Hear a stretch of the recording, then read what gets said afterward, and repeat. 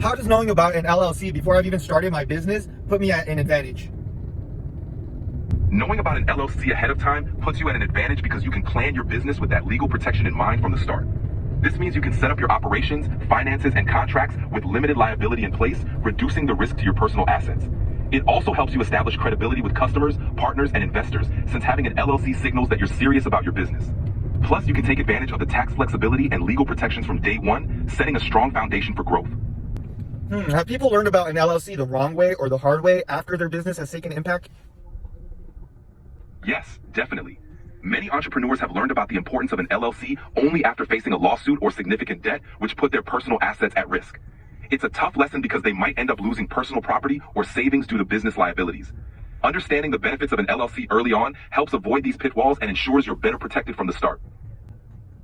If my business gets sued, what would be the difference of having an LLC versus not having one? If your business gets sued and you have an LLC, your personal assets are generally protected, meaning only the business assets are at risk. The LLC acts as a legal barrier between your personal finances and the business's liabilities. Without an LLC, there's no legal separation between you and your business, so your personal assets could be targeted to cover business debts or legal judgments. This could put things like your home, car, and personal savings at risk if the business is held liable.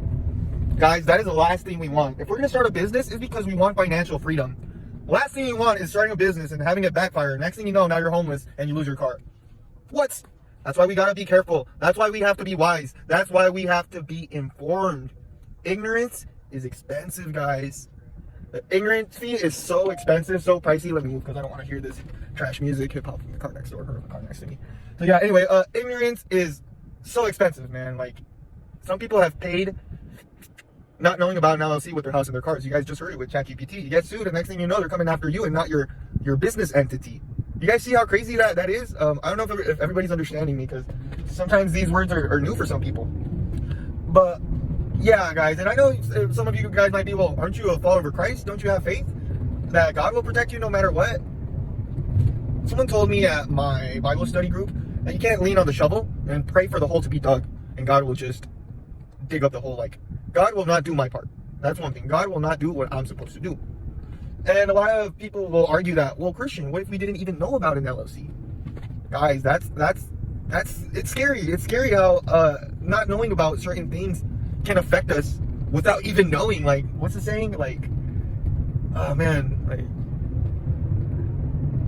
I don't know, but it's crazy how not knowing something can cost you so much, even when you have the best intentions, even when you're trying to be fair, even when you're trying to be just, guys.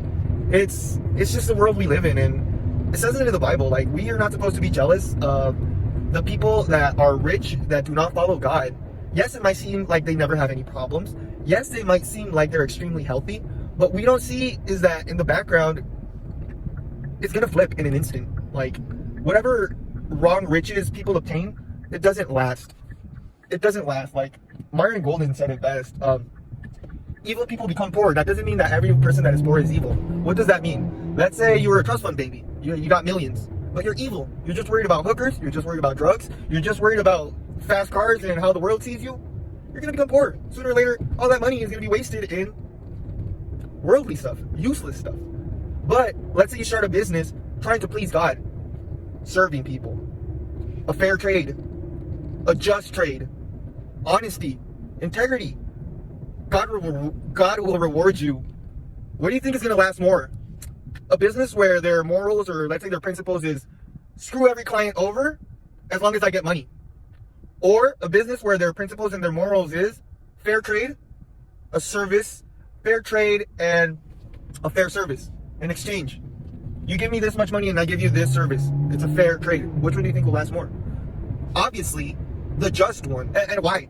Because they're the word of mouth. It's like, go to that business, they're just. Go to that business, they're fair. They're not gonna screw you over. Versus, hey, never go to that business because they screwed me over. So that's what I'm trying to say. That fast money, it's not about fast or slow money. It's about just or evil money. Fair or unfair money. I'm not trying to demonize fast money. Hey, if you can make fast money with a fair service, a just service, by all means do it. So it's not about fast and slow money. It's about fair versus unfair money, guys. Where is your heart? Where's your mind? That's all I want to say. That's all I want to share today. Hope it resonates with some of you guys. Subscribe, comment, notification bell, do all that good stuff. I don't have to tell you guys. And yeah, man, rise and grind. Work. Start a business. Don't work just brutal force type of work. Talk about smart work. Smart work. Smart work. Both. How about hard, smart work? Ooh, that's fire. Ooh, that's fire. What's going on here? What is going on here? Anyway, guys, I'll leave you guys. I'll see you guys in the next video.